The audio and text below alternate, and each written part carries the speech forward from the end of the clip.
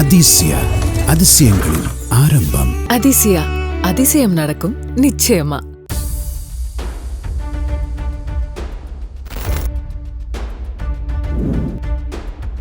கனமழை காரணமாக மண் சரிவு ஏற்பட்ட மூணாறில் உள்ள சாலையில் போக்குவரத்தை சீரமைக்கும் பணி தொடங்கி நடைபெற்று வருகிறது. கேரள மாநிலம் இடுக்கி மாவட்டம் மூணாறில் பெய்த கனமழை காரணமாக தாவரவியல் பூங்கா அருகில் உள்ள பழைய கல்லூரி பகுதியில் சாலை சேதமடைந்தது. மண் சரிவை அகற்றி சாலையை சீரமைக்க பல நாட்கள் ஆகும் என அதிகாரிகள் தெரிவித்துள்ளனர்.